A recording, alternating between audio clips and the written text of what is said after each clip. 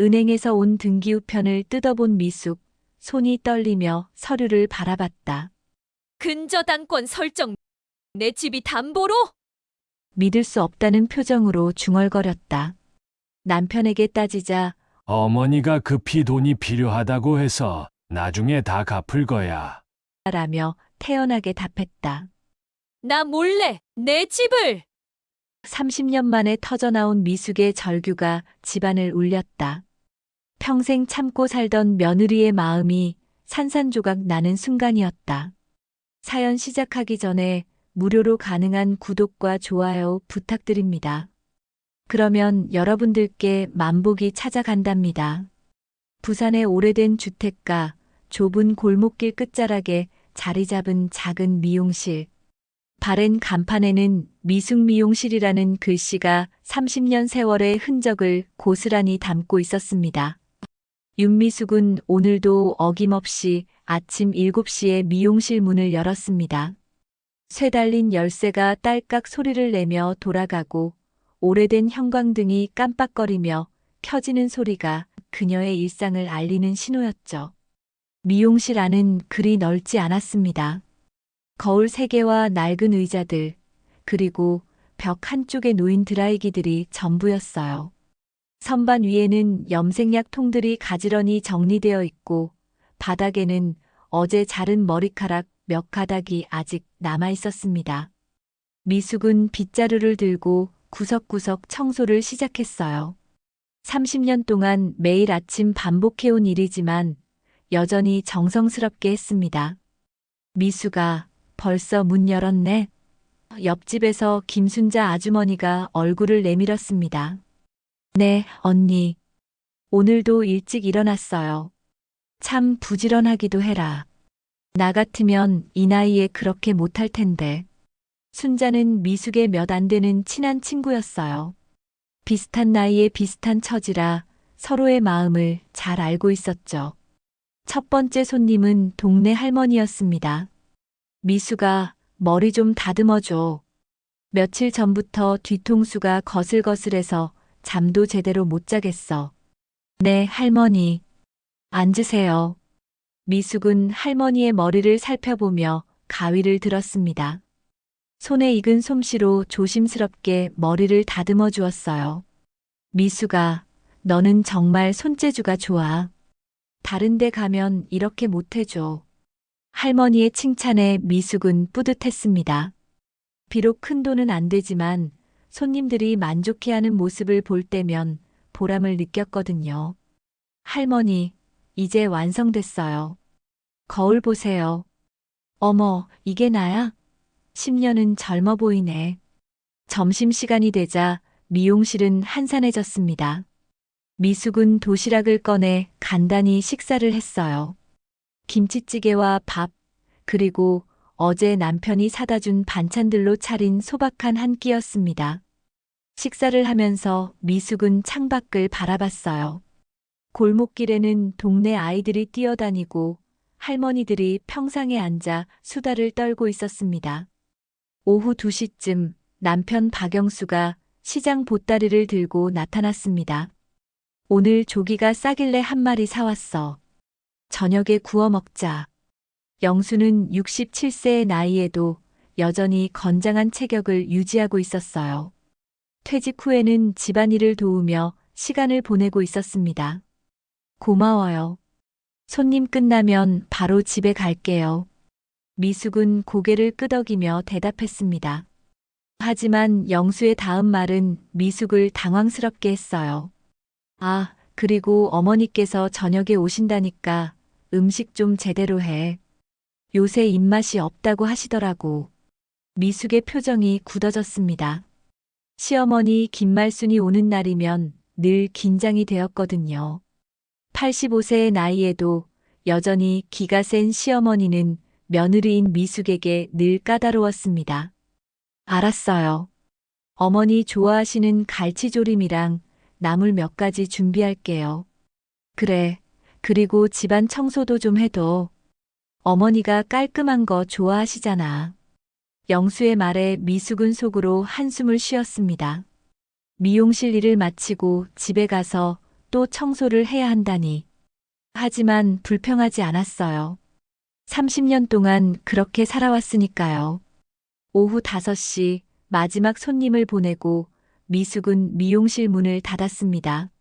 하루 매출을 계산해 보니 10만 원 정도였어요.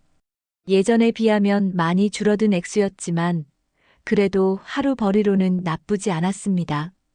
돈을 금고에 넣고 미용실 문을 잠근 후 집으로 향했어요. 집에 도착하자마자 미숙은 앞치마를 두르고 부엌으로 갔습니다.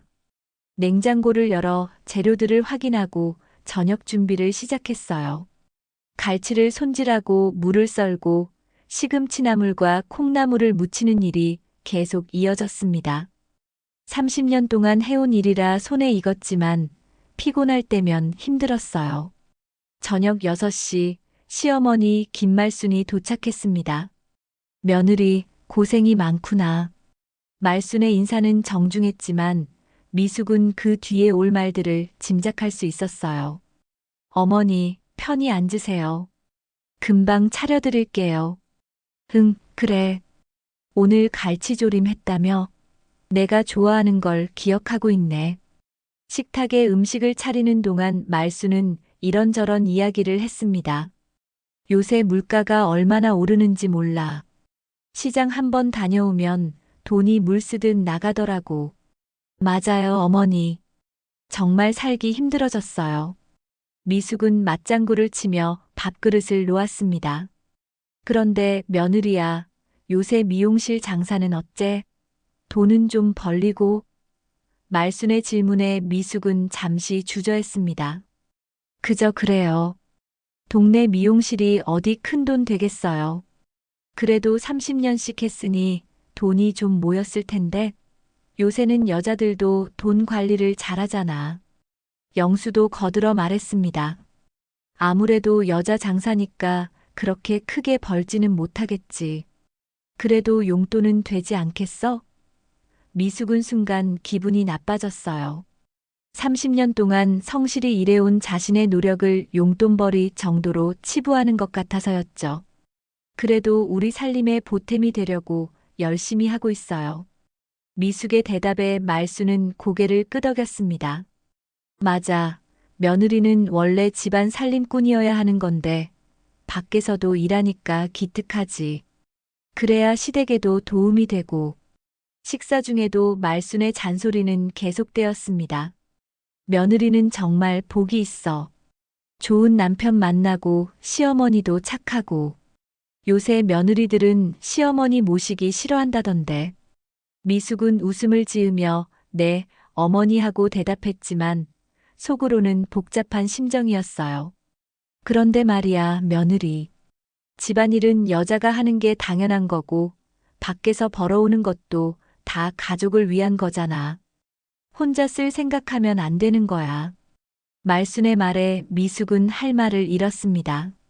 자신이 번 돈도 온전히 자신의 것이 아니라는 식으로 말하는 것이 서운했거든요. 식사가 끝나고 말순이 돌아간 후 미숙은 혼자서 설거지를 했습니다.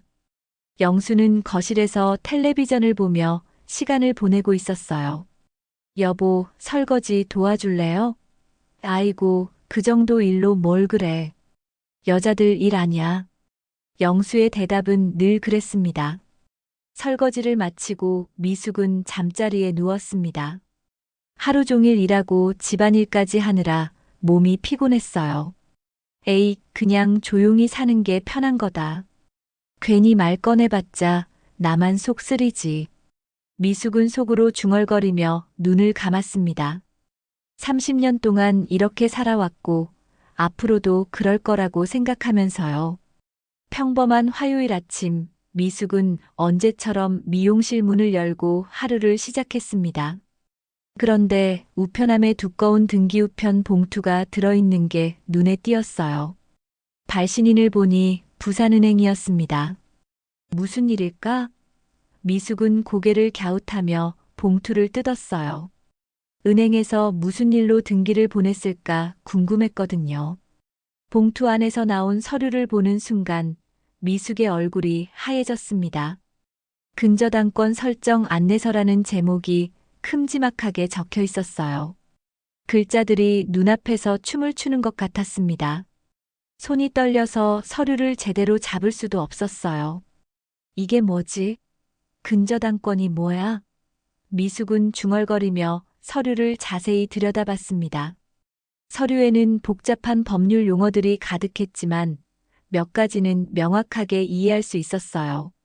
담보물건 주소에는 분명히 자신의 집 주소가 적혀 있었고 소유자란에는 윤미숙이라고 되어 있었습니다.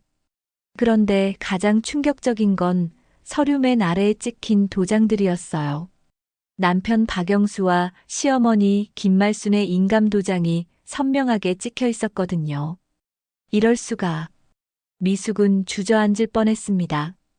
자신의 이름으로 된 집이 담보로 잡혔다는 뜻이었어요. 그것도 자신은 전혀 모르는 사이의 말입니다. 대출 금액을 보니 5천만 원이나 되었어요. 미숙에게는 상상할 수 없는 큰 돈이었습니다.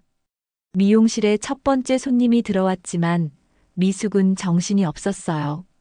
미숙아, 오늘 왜 그래? 얼굴이 하얗네. 아, 네. 괜찮아요. 미숙은 억지로 웃음을 지으며 손님의 머리를 감겨주었지만 손이 계속 떨렸습니다.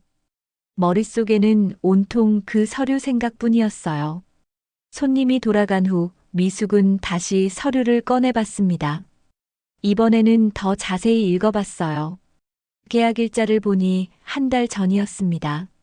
한 달 전에 자신 몰래 이런 일이 벌어진 거였어요. 어떻게 내 집을 내가 모르게. 미숙은 분노와 당황스러움이 뒤섞인 감정을 느꼈습니다. 점심시간이 되자 미숙은 미용실 문을 잠시 닫고 집으로 달려갔어요. 남편 영수는 거실에서 신문을 보고 있었습니다. 여보, 이게 뭐예요?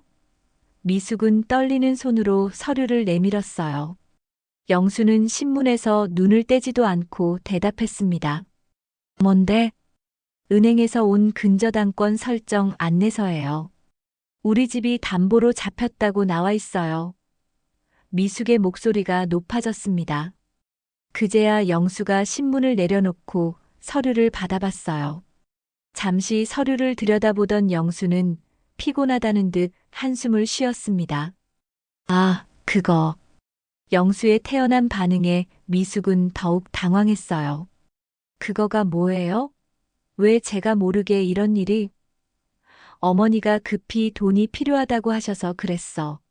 나중에 다 갚을 거야. 영수는 마치 별일 아닌 것처럼 말했습니다. 급히 돈이 필요하다니요? 무슨 일로요? 미숙의 질문에 영수는 짜증스럽다는 표정을 지었어요. 친척이 사업하는데 급하게 돈이 필요하다고 하더라고. 어머니가 도와주고 싶어 하셔서. 그래서 제 집을 담보로 잡았다고요? 당신 집이 아니라 우리 집이지. 그리고 어머니 말씀인데 뭘 그렇게 따져? 영수의 말에 미숙은 할 말을 잃었습니다. 집 등기부등본상 소유자는 분명히 자신인데 남편은 그런 건 중요하지 않다는 식이었어요.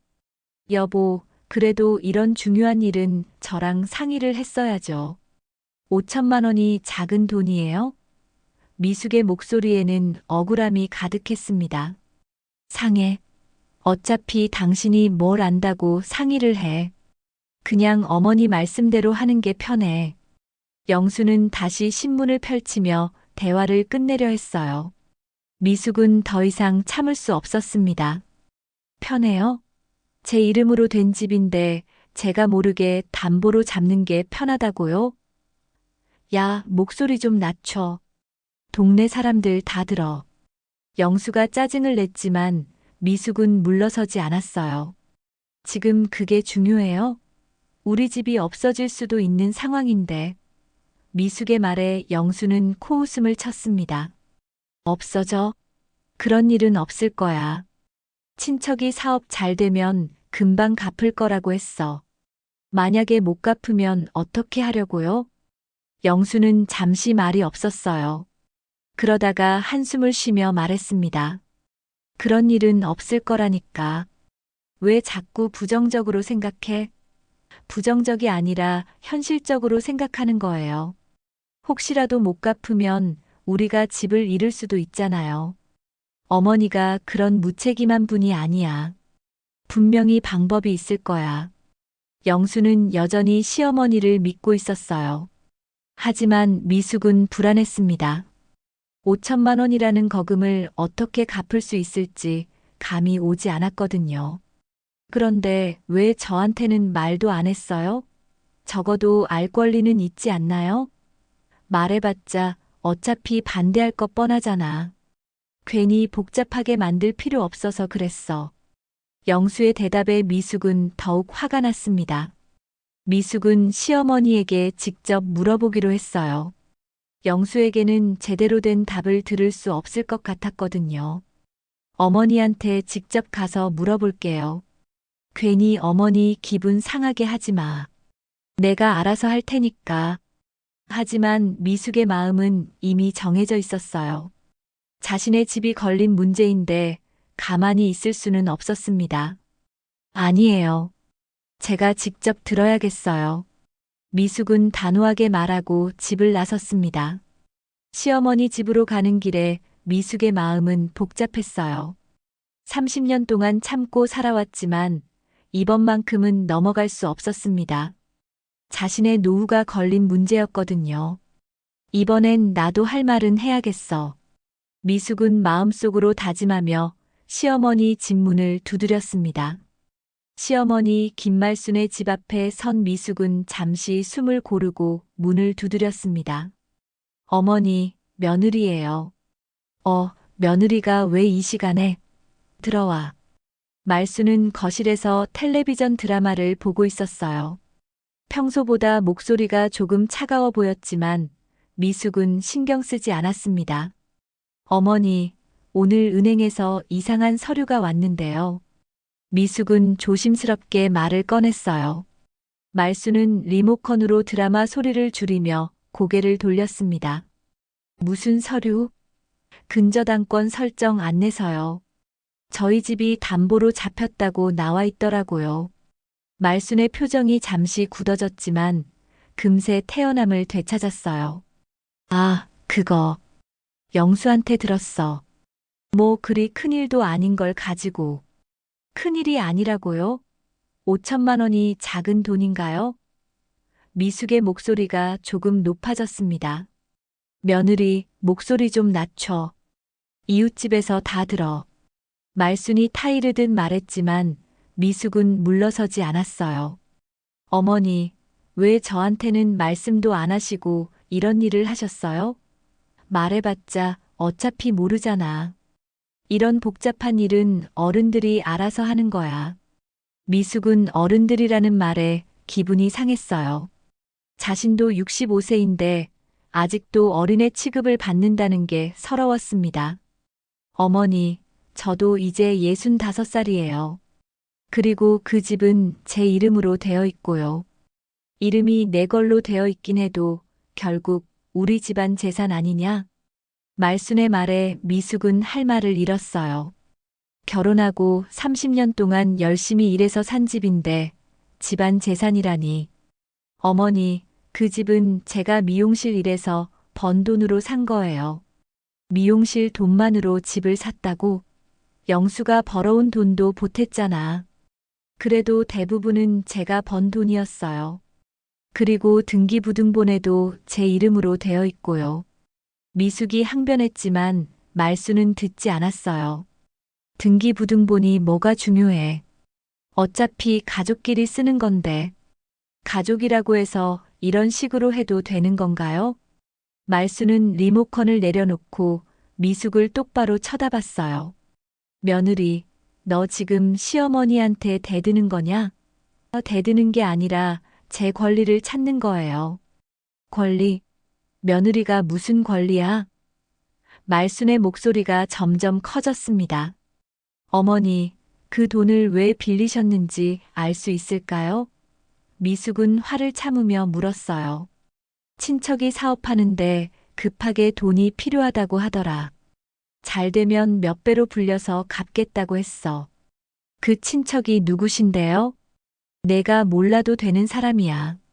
어른들 일에 참견하지 마. 말수는 점점 짜증스러워했어요. 참견이 아니라 제 집이 담보로 잡힌 거라고요. 알 권리가 있잖아요. 알 권리?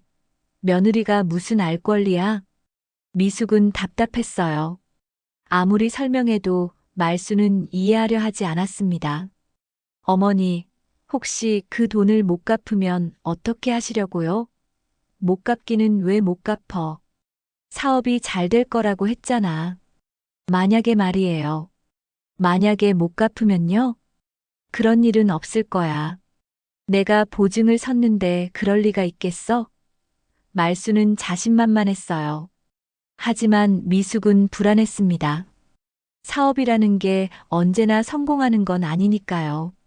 어머니, 그래도 혹시나 하는 일인데 저한테 미리 말씀해 주셨어야죠. 미리 말했으면 어차피 반대했을 거 아냐. 괜히 복잡하게 만들 필요 없어서 그냥 했어. 말순의 대답은 영수와 똑같았어요. 미숙은 가족들이 모두 한편이라는 걸 실감했습니다. 어머니, 저는 반대하는 게 아니라 상의를 하자는 거였어요. 상해? 며느리랑 무슨 상의를 해? 집안 어른이 결정하는 거지. 말순의 말에 미숙은 더 이상 참을 수 없었어요. 어머니, 저도 이 집안 사람이에요. 그래, 집안 사람이지. 그러니까 가족을 위해 희생하는 게 당연한 거 아니야?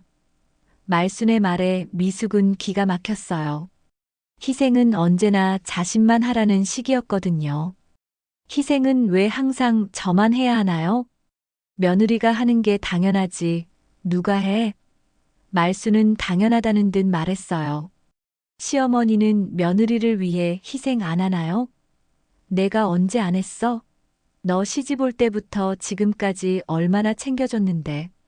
미숙은 웃음이 나왔어요.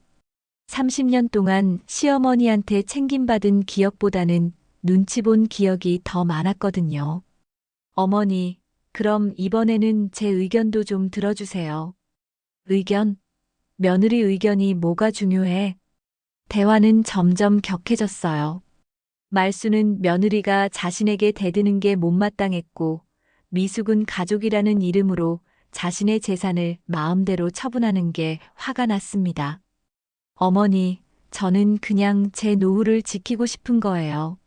노후는 아들이랑 같이 사는 거지. 혼자 쓸 궁리만 하는 거냐?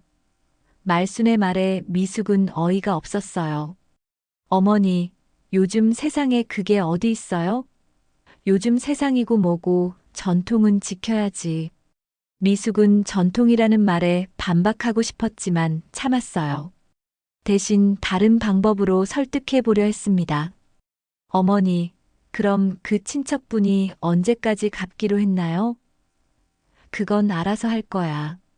넌 걱정하지 마. 걱정하지 말라고요? 제 집이 날아갈 수도 있는 상황인데요. 미숙의 목소리가 다시 높아졌어요. 그러자 말순도 화를 냈습니다. 집이 날아가긴 왜 날아가? 말도 안 되는 소리 하지 마. 결국 두 사람의 말다툼은 동네 사람들이 들을 정도로 커졌어요. 옆집에서 무슨 일이야? 하는 소리도 들렸습니다. 미숙은 부끄러웠지만 물러서고 싶지 않았어요. 이번만큼은 자신의 권리를 찾고 싶었거든요. 어머니, 제발 제 입장도 좀 생각해 주세요. 미숙은 마지막으로 애원하듯 말했어요. 하지만 말순의 대답은 차가웠습니다. 내 입장? 며느리 입장은 시댁을 위하는 거야. 그게 내 입장이야. 미숙은 더 이상 할 말이 없었어요. 시어머니와는 평행선을 달릴 뿐이었습니다. 시어머니 집에서 나온 미숙의 마음은 무거웠습니다. 30년 동안 참고 살아왔지만 이번만큼은 쉽게 넘어갈 수 없었어요. 집으로 돌아가는 길에 미숙은 계속 생각했습니다. 정말 괜찮을까? 그 친척이 돈을 제때 갚을까? 불안한 마음을 떨칠 수 없었어요. 집에 도착하니 영수가 거실에서 텔레비전을 보고 있었습니다. 어머니랑 얘기 잘했어? 영수의 물음에 미숙은 한숨을 쉬었어요. 전혀 안 됐어요. 어머니는 제 말을 들으려고도 하지 않으세요. 그러게 괜히 갔다고 했잖아. 어머니 기분만 상하게 하고. 기분이 상하긴요. 제 기분이 더 상했어요. 미숙의 말에 영수는 짜증스럽다는 표정을 지었어요. 자꾸 그런 식으로 말하면 어떻게 해? 어머니가 나쁜 뜻으로 하신 일이 아니야. 나쁜 뜻이 아니라고요? 제 집을 담보로 잡은 게요? 영수는 답답하다는 듯 고개를 저었습니다. 담보로 잡긴 했지만 곧 풀릴 거야. 친척이 사업 잘 되면 금방 갚을 거라고 했어. 그 친척이 누군데요? 저는 알 수도 없나요? 어차피 모르는 사람이야. 어머니 고향 친척이니까. 미숙은 답답했어요. 자신의 집이 걸린 문제인데 아무것도 알려주지 않는다니. 여보, 그 사람이 정말 믿을 만한 사람이에요? 어머니가 보증을 서신 분인데 믿을 만하지 않겠어? 영수는 여전히 시어머니를 맹신하고 있었어요. 일주일이 지났습니다. 미숙은 불안한 마음으로 하루하루를 보냈어요. 미용실에서 일을 하면서도 계속 그 일이 신경 쓰였습니다. 손님들과 대화를 나누면서도 마음 한편으로는 집 걱정뿐이었어요. 그런데 며칠 후 영수가 침울한 표정으로 집에 들어왔습니다. 무슨 일이에요? 미숙이 물어보니 영수는 한참 동안 말이 없었어요. 여보, 무슨 일 있었어요? 미숙이 다시 물었지만 영수는 대답하지 않았습니다. 어머니한테 전화가 왔어. 영수가 마침내 입을 열었어요. 무슨 전화요? 그 친척 말이야. 사업이 잘못됐대. 영수의 말에 미숙은 가슴이 철렁했습니다. 잘못됐다고요? 어떻게요? 영수는 고개를 숙이고 말했어요. 투자했던 돈을 다 잃었다고 해. 그리고요? 연락이 안 된대. 미숙은 머리가 하얘졌어요. 가장 걱정했던 일이 현실이 된 거였습니다. 연락이 안 된다고요? 그럼 돈은 어떻게 하고요? 미숙의 목소리가 떨렸어요. 어머니가 알아보고 계신데. 알아본다고요? 벌써 며칠째 연락이 안 되는 거예요? 일주일 정도 됐나 봐. 미숙은 주저앉을 뻔했습니다. 일주일 동안 연락이 안 된다는 건 사실상 잠적했다는 뜻이었어요. 여보, 그럼 우리가 그 돈을 갚아야 하는 거예요? 일단 어머니가 방법을 찾고 계시니까 기다려봐. 기다리라고요? 은행에서는 언제까지 기다려줄 것 같아요? 미숙은 현실적인 걱정을 했지만 영수는 여전히 막연한 희망을 품고 있었어요. 어머니가 뭔가 방법이 있으실 거야. 어머니가 5천만 원을 갚을 능력이 있어요? 영수는 대답하지 못했어요. 시어머니의 경제적 상황을 누구보다 잘 알고 있었거든요. 연금 외에는 별다른 수입이 없는 85세 노인이 5천만 원을 갚기는 현실적으로 불가능했어요. 여보는 어떻게 생각해요? 정말 갚을 수 있을 것 같아요? 미숙의 물음에 영수는 한참 동안 말이 없었어요. 그러다가 작은 목소리로 말했습니다. 잘 모르겠어. 잘 모르겠다고요? 내가 어떻게 알아? 나도 처음 겪는 일인데. 영수의 대답은 무책임해 보였어요. 자신이 도장을 찍어놓고는 책임질 생각이 없어 보였습니다. 여보가 도장을 찍으신 거잖아요. 책임은 져야죠. 책임은 지겠지만 당장 5천만 원을 어디서 구해와? 영수의 말이 맞았어요. 부부의 전 재산을 다 합쳐도 5천만 원은 큰 돈이었습니다. 그럼 정말 집을 잃을 수도 있는 거네요. 영수는 대답하지 못했어요. 현실을 인정하기 싫었지만 가능성이 높아 보였습니다. 일단 어머니랑 상의해보자. 뭔가 방법이 있을 거야. 어머니가 무슨 방법이 있겠어요? 연금 받으시는 게 전부인데. 며칠 후 시어머니 말순이 집으로 찾아왔습니다. 평소와 달리 기운이 없어 보였어요. 어머니, 어떻게 됐어요? 영수가 물어보니 말수는 한숨만 쉬었습니다. 그놈이 완전히 잠적했어. 핸드폰도 꺼져 있고. 그럼 돈은 어떻게 하시려고요? 미숙이 조심스럽게 물었어요. 내가 어떻게 해? 나도 당했는데. 말순의 대답에 미숙은 화가 났어요. 자신이 당했다고 하니 다른 사람들은 뭐가 되는 거냐는 생각이 들었거든요.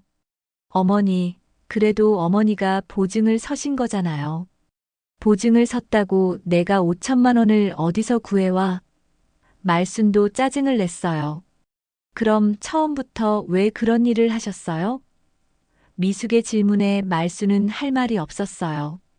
그때는 정말 확실하다고 했거든. 누가 이런 일이 생길 줄 알았겠어? 말순의 변명을 들으며 미숙은 허탈했어요. 확실하지도 않은 일에 다른 사람의 집을 담보로 잡다니. 어머니, 그럼 이제 어떻게 하시려고요? 일단 시간을 벌어야겠어. 은행에 가서 사정을 얘기해보자. 말순의 말에 미숙은 고개를 저었어요. 은행이 개인 사정을 들어줄 것 같아요? 그래도 해봐야지. 다른 방법이 있어? 미숙은 절망적이었어요. 30년 동안 힘들게 모은 집이 하루아침에 날아갈 위기에 처한 거였습니다. 정말 다른 방법은 없나요? 있으면 내가 안 하겠어? 친척들한테도 물어봤지만 그런 큰 돈을 빌려줄 사람이 어디 있어. 결국 세 사람은 막막한 상황에 부딪혔어요. 5천만 원이라는 거금을 갚을 방법이 마땅치 않았습니다.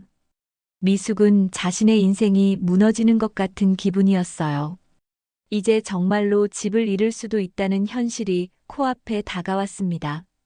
일주일 후 미숙이 가장 두려워했던 일이 현실이 되었습니다. 은행에서 직원이 직접 집으로 찾아온 거였어요. 정장을 차려입은 30대 남자가 공손하지만 단호한 목소리로 말했습니다. 안녕하세요. 부산은행 여신관리팀 김대리입니다. 윤미숙 고객님 계시나요? 미숙은 가슴이 쿵쾅거리며 문을 열었어요.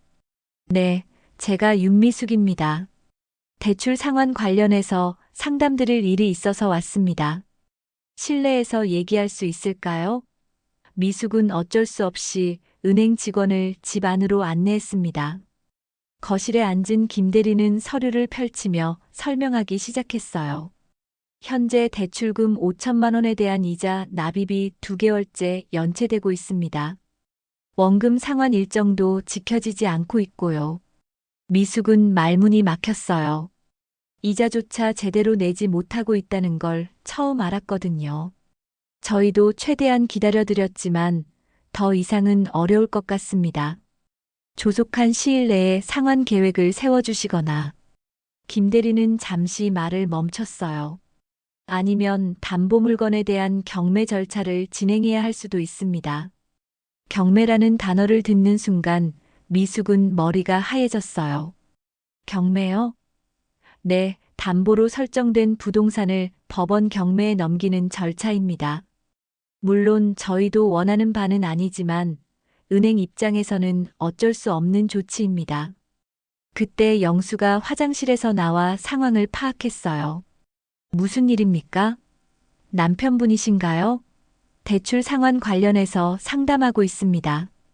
김대리는 영수에게도 같은 설명을 반복했어요. 경매까지는 안 되지 않나요? 조금만 더 기다려주시면. 영수가 애원하듯 말했지만 김대리는 고개를 저었어요. 이미 충분히 기다려드렸습니다. 대출 실행 후 3개월이 지났는데 한 번도 제대로 된 상환이 이루어지지 않았어요. 3개월이요? 그럼 처음부터 못 갚고 있었다는 말이에요? 미숙이 놀라서 물었어요. 네, 첫 달부터 연체가 시작됐습니다. 보증인분께 여러 차례 연락을 드렸는데 연락이 되지 않더라고요. 미숙은 시어머니와 남편이 상황을 제대로 알려주지 않았다는 걸 깨달았어요. 3개월 동안 계속 연체되고 있었는데 자신만 모르고 있었던 거였습니다. 그럼 지금까지 얼마나 밀렸나요? 원금 상환은 전혀 이루어지지 않았고, 이자만 계산해도 800만 원 정도 연체됐습니다. 김대리의 말에 미숙은 절망적이었어요. 800만 원도 큰 돈인데 원금까지 생각하면 감당할 수 없는 금액이었거든요. 혹시 상환 계획이 있으시다면 들어보겠습니다. 김대리가 마지막 기회를 주는 듯 말했어요. 하지만 영수는 대답하지 못했어요. 어떤 계획도 없었거든요. 시어머니와 상의해서 연락드리겠습니다. 언제까지 답변 주실 수 있나요? 일주일만 시간을 주세요. 영수의 요청에 김대리는 난색을 표했어요. 일주일은 너무 길고요. 3일 안에 구체적인 상환 계획을 제시해 주세요. 그렇지 않으면 경매 절차에 들어갑니다. 김대리가 떠난 후 집안은 무거운 침묵에 빠졌어요. 미숙은 소파에 주저앉아 한숨만 쉬었습니다. 여보, 정말 3개월 동안 못 갚고 있었어요? 어머니가 알아서 하신다고 해서. 영수의 대답은 변명에 불과했어요. 알아서 하신다고요? 한 번도 제대로 갚지 못했는데요. 미숙의 목소리에는 분노가 섞여 있었어요. 나도 몰랐어. 어머니가 처리하고 계신 줄 알았지. 몰랐다고요? 그럼 지금까지 뭘 하고 계셨어요? 영수는 할 말이 없었어요. 사실 시어머니만 믿고 아무것도 하지 않았거든요. 지금 어머니한테 전화해봐요. 미숙이 재촉하자 영수는 휴대폰을 꺼냈어요. 하지만 전화는 받지 않았습니다. 왜 안 받으시지? 영수가 다시 전화를 걸었지만 여전히 연결되지 않았어요.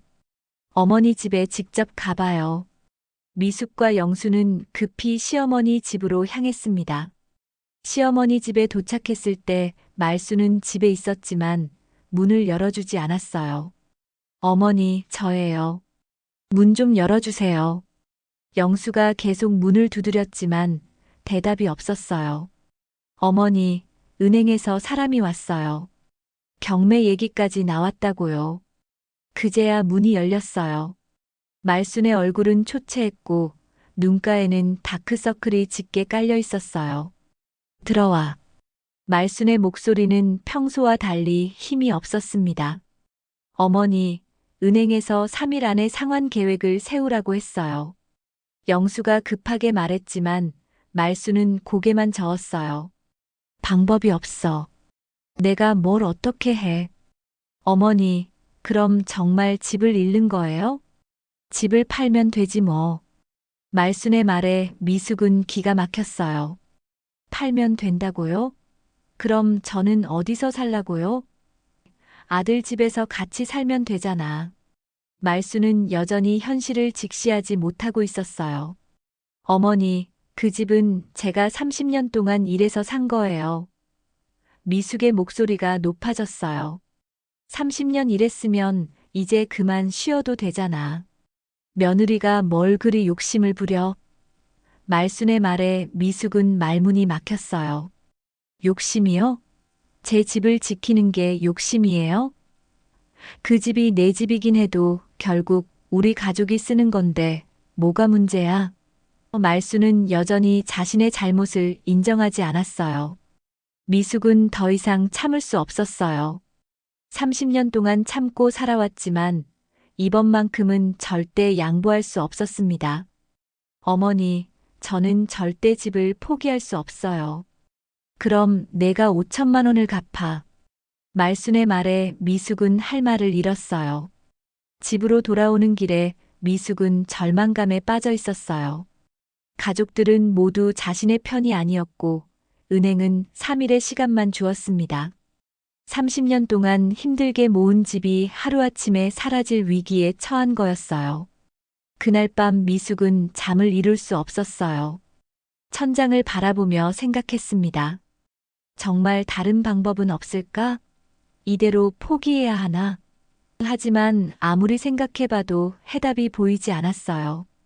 5천만 원이라는 거금을 마련할 방법이 없었거든요. 그날 밤 미숙은 한숨도 자지 못했어요. 천장을 바라보며 30년 인생을 되돌아봤습니다. 결혼 초부터 지금까지 늘 참고 양보하며 살아왔는데 이제 와서 모든 걸 잃을 위기에 처했다니 이대로 포기할 수는 없다는 생각이 들었어요. 다음 날 아침 미숙은 평소보다 일찍 미용실에 나갔습니다.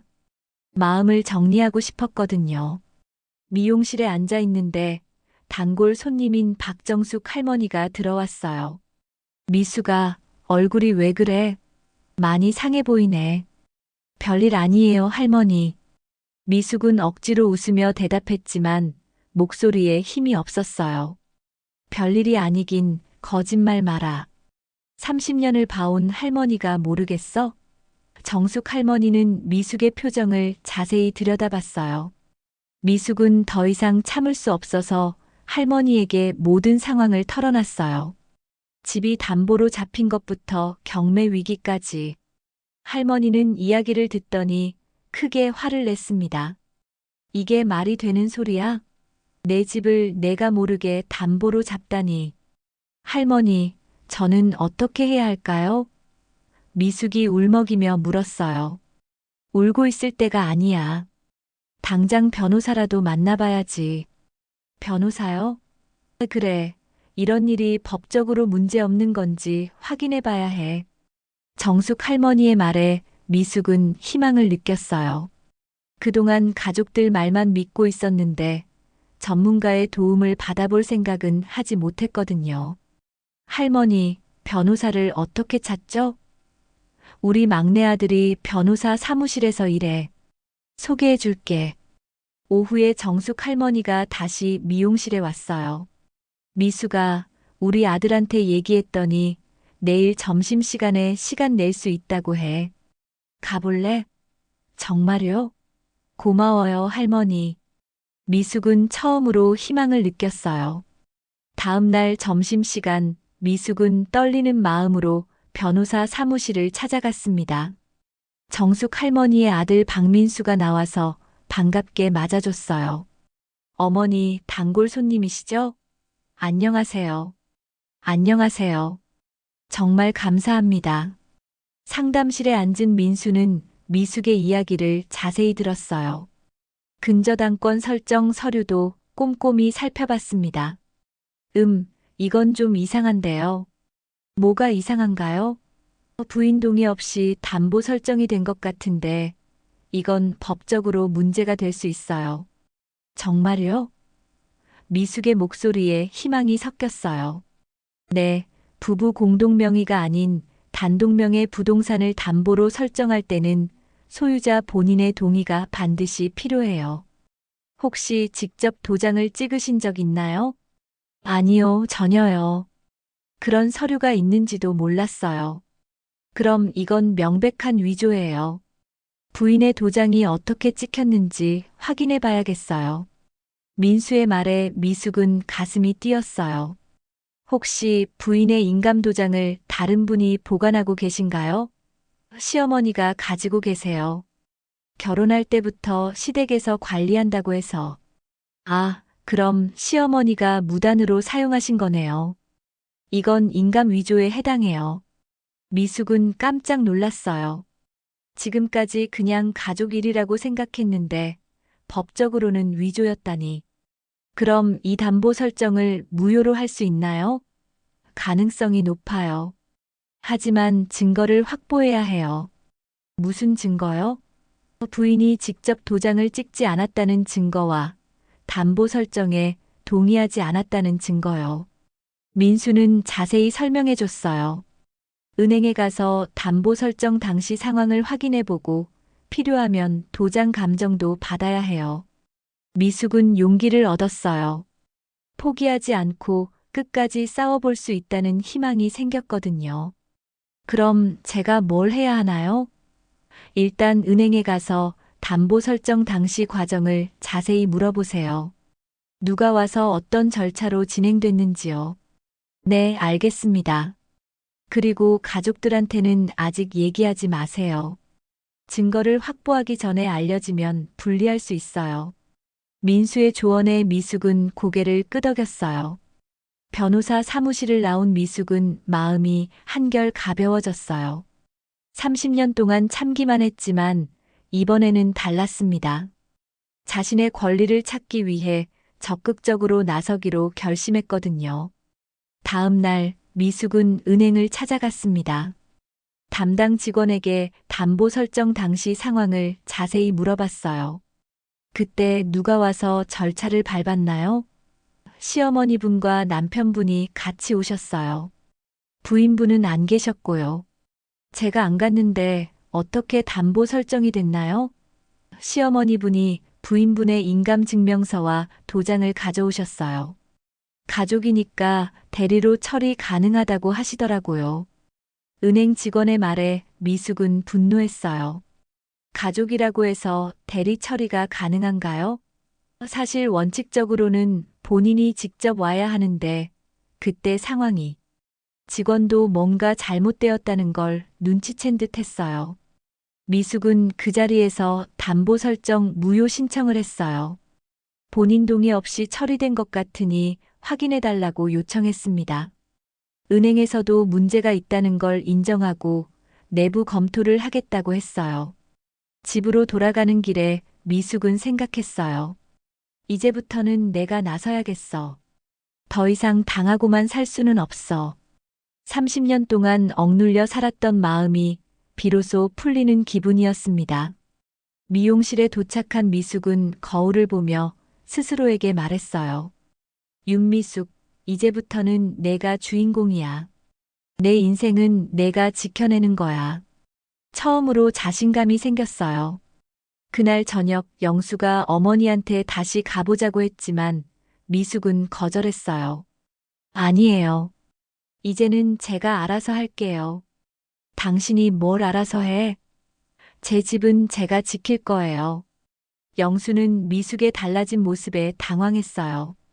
평소 순종적이던 아내가 갑자기 강해진 것 같았거든요. 뭔가 계획이라도 있어? 네, 있어요. 이번엔 제대로 해볼 거예요. 미숙은 더 이상 예전의 미숙이 아니었어요. 자신의 권리를 찾기 위해 싸울 준비가 된 새로운 미숙이었습니다. 내일부터는 본격적인 반격이 시작될 거였어요. 미숙은 변호사 박민수와 함께 준비한 증거들을 가지고 법원에 담보권 설정 무효 소송을 제기했습니다. 은행에서 확인한 바로는 미숙 본인이 아닌 시어머니가 인감도장을 가져와서 대리 처리했다는 사실이 명확했어요. 또한 도장 감정 결과 서류에 찍힌 도장의 압인 상태가 평소 미숙이 사용하던 방식과 달랐습니다. 이제 법정에서 결판을 내야겠네요. 민수 변호사가 미숙에게 말했어요. 가족들 반응이 어떨까요? 처음엔 놀라겠지만 결국 진실이 밝혀질 거예요. 미숙은 각오를 단단히 하고 있었어요. 첫 번째 법정 날짜가 잡혔을 때 영수와 시어머니 말수는 크게 당황했습니다. 당신이 정말 법원까지 가려고? 영수가 믿을 수 없다는 표정으로 물었어요. 네, 제 권리를 찾기 위해서요. 가족끼리 법정까지 서는 게 말이 돼? 가족이라면 애초에 제 동의도 없이 이런 일을 했어야 했나요? 미숙의 반박에 영수는 할 말이 없었어요. 시어머니 말수는 더욱 화를 냈습니다. 며느리가 시어머니를 법정에 세운다고? 이런 폐륜이 어디 있어? 어머니, 폐륜이 아니라 제 집을 지키는 거예요. 내 집, 내 집, 그게 그렇게 중요해? 가족보다 집이 더 중요하다는 거야? 말순의 말에 미숙은 단호하게 대답했어요. 가족이 중요하다면 처음부터 제 동의를 구했어야죠. 첫 번째 법정 심리날, 미숙은 떨리는 마음으로 법정에 들어섰습니다. 판사 앞에서 시어머니와 남편과 마주 앉는다는 게 쉽지 않았어요. 하지만 30년 동안 참아온 것을 생각하면 이번만큼은 끝까지 해보고 싶었습니다. 원고 측에서 주장하는 바를 말씀해 보세요. 판사가 민수 변호사에게 말했어요. 원고 윤미숙 씨는 본인의 동의 없이 부동산 담보권이 설정된 것에 대해 무효를 주장합니다. 증거로는 은행 직원 진술서, 도장 감정서 등이 있습니다. 피고 측 변호사가 반박했어요. 가족 간의 일이며 원고도 간접적으로 동의했다고 볼 수 있습니다. 간접적 동의라니요? 판사가 물었어요. 부부이므로 남편의 결정에 동의한 것으로 간주할 수 있습니다. 미숙은 그 말을 듣고 화가 났어요. 부부라고 해서 자동으로 동의한 게 된다니. 판사님, 저는 그런 일이 있는지도 몰랐습니다. 동의한 적이 없어요. 미숙이 직접 증언했어요. 말순도 증인석에 섰습니다. 며느리가 평소에 가족 일에는 별로 관심이 없었어요. 그래서 우리가 알아서 했지. 그래도 본인 명의 재산에 대해서는 동의를 받았어야 하는 것 아닙니까? 판사의 질문에 말순은 당황했어요. 가족인데 뭐 그런 절차가 필요해요? 어차피 가족이 쓰는 건데. 말순의 대답을 들은 판사는 고개를 저었어요. 아무리 가족이라도 법적 절차는 지켜야 합니다. 영수도 증인석에 나왔어요. 아내가 평소에 이런 일에 관심이 없어서 제가 대신 처리했습니다. 부인의 명시적 동의는 받지 않았다는 말입니까? 네, 하지만 반대한 적도 없었어요. 반대할 기회도 주지 않았으면서 반대하지 않았다고 할 수 있습니까? 판사의 날카로운 지적에 영수는 대답하지 못했어요. 은행 직원도 증인으로 나와 증언했어요. 시어머니분이 며느리분의 인감증명서와 도장을 가져오셨습니다. 본인이 아니라는 것을 알면서도 가족이라고 해서 처리해드렸어요. 그런 처리가 적절했다고 생각하십니까? 지금 생각해보니 잘못된 것 같습니다. 도장 감정 전문가도 나와서 증언했어요. 서류에 찍힌 도장의 압인 상태를 보면 평소 원고가 사용하던 방식과 다릅니다. 힘의 색이나 각도가 달라요. 다른 사람이 찍었을 가능성이 높다는 말입니까? 네, 그렇습니다. 증거들이 하나씩 제시될 때마다 말순의 표정은 굳어갔어요. 처음에는 내가 뭘 잘못했다고 라며 큰 소리쳤지만 점점 목소리가 작아졌습니다. 피고 측에서 더 이상 주장할 것이 있습니까? 판사가 물었어요.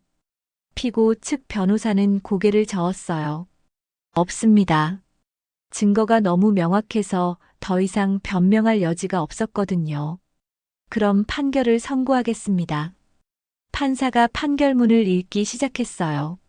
원고 윤미숙의 동의 없이 설정된 근저당권은 무효입니다. 피고들은 즉시 담보권 설정을 해제하여야 합니다. 판결이 나오는 순간 미숙은 안도의 한숨을 쉬었어요. 드디어 자신의 집을 지켜낸 거였습니다. 말순은 이런 일이 라며 중얼거렸고 영수는 고개를 숙이고 있었어요. 법정을 나오면서 미숙은 시어머니에게 다가갔어요. 어머니, 저는 가족이고 싶었지 희생양이 되고 싶진 않았어요. 말순은 대답하지 않았지만 미숙의 말을 듣고 있었어요. 30년 동안 참고 살았지만 이번만큼은 참을 수 없었어요. 제 노후까지 포기할 수는 없었거든요. 미숙의 진심이 담긴 말에 말순은 잠시 눈을 감았어요. 영수도 미숙에게 다가와 말했어요. 미안해. 내가 잘못 생각했나 봐. 여보도 이제 알겠죠? 가족이라고 해서 무조건 희생하라는 건 잘못된 거예요. 앞으로는 상의하고 결정할게. 법원을 나온 미숙은 하늘을 올려다봤어요. 구름 사이로 햇살이 비치고 있었어요. 30년 만에 처음으로 자신의 목소리를 낸 기분이었습니다. 이제 진짜 자신의 인생을 살 수 있을 것 같았어요. 법정에서 승리한 지 한 달이 지났습니다. 미숙은 미용실 한쪽 벽에 작은 액자를 걸었어요. 내 삶은 내가 지킨다라는 글귀가 새겨진 액자였습니다. 매일 아침 미용실 문을 열 때마다 그 글귀를 보며 새로운 다짐을 했어요. 미숙아, 요새 표정이 많이 밝아졌네. 단골 손님 정숙 할머니가 미용실에 들어서며 말했어요. 네, 할머니. 덕분에 제 집을 지켰어요. 그럼 그렇지. 내가 포기하지 않길 잘했어. 할머니는 뿌듯한 표정으로 미숙을 바라봤습니다. 집에서의 분위기도 많이 달라졌어요. 영수는 한동안 미숙 눈치를 보며 지냈습니다. 집안일도 전보다 많이 도와주려고 노력했어요. 설거지는 내가 할게. 여보가 왜요? 그냥 미안한 마음에. 영수는 진심으로 반성하고 있었어요. 30년 동안 아내의 의견을 무시하고 살았다는 걸 깨달았거든요. 앞으로는 중요한 일은 꼭 상의하자. 정말요? 정말이야. 이번 일로 많이 배웠어. 시어머니 말씀도 예전과는 달랐어요. 며칠에 한 번씩 미숙에게 전화를 걸어 안부를 물었지만 예전처럼 간섭하지는 않았어요. 며느리, 몸 괜찮지? 네, 어머니. 미용실 일도 힘들 텐데 무리하지 마라. 처음에는 어색했지만 점점 자연스러워졌어요. 말순도 이번 일을 통해 며느리에 대한 생각이 바뀐 것 같았습니다. 그때는 내가 너무 성급했나 보다. 어느 날 말순이 미숙에게 말했어요. 어머니, 이제 다 지난 일이에요. 아니야. 내 말이 맞았어. 아무리 가족이라도 상의는 했어야 했지. 말순이 처음으로 자신의 잘못을 인정하는 모습이었어요. 미용실 손님들도 미숙의 변화를 느꼈어요. 미숙아, 요새 뭔가 달라 보여. 더 당당해진 것 같아. 그래요? 응, 전에는 좀 기가 죽어 보였는데 지금은 활기차 보여. 미숙은 손님들과 대화를 나누며 자신감을 느꼈어요. 이제는 자신의 의견을 당당하게 말할 수 있었거든요. 저도 이제 제 목소리를 내는 법을 배웠어요. 그게 중요해. 나이 들어서도 자기 권리는 지켜야지. 어느 날 옆집 순자 아주머니가 고민 상담을 해왔어요. 미숙아, 우리 남편이 또 혼자 결정한 일이 있는데 어떻게 하면 좋을까? 언니, 당당하게 의견 말씀하세요. 나도 그렇게 할 수 있을까? 할 수 있어요. 저도 65살에 처음 해봤는걸요. 미숙의 조언에 순자는 용기를 얻었어요. 그래, 나도 한번 해보자. 미숙은 자신의 경험이 다른 사람에게 도움이 된다는 걸 깨달았어요. 미용실에 새로운 손님들도 늘어났습니다. 미숙의 이야기를 들은 동네 아주머니들이 찾아오기 시작한 거였어요. 저도 남편한테 할 말이 있는데 용기가 안 나요. 천천히 하세요. 급할 것 없어요. 미숙은 손님들의 머리를 해주면서 인생 상담도 해주게 되었어요. 30년 동안 참고 살았던 경험이 오히려 다른 사람들에게는 도움이 되었습니다. 참는 것도 중요하지만 때로는 목소리를 내는 것도 필요해요. 저녁에 집에서 영수와 대화를 나누는 시간도 늘어났어요. 오늘 미용실에서 어떤 일이 있었어? 영수가 먼저 물어보기 시작했어요. 새로운 손님이 오셨는데 참 재미있는 분이더라고요. 그래, 장사가 잘 되는 것 같네. 네, 요즘 손님들이 많이 늘었어요. 미숙은 뿌듯했어요. 자신감이 생기니까 일도 더 잘 되는 것 같았거든요.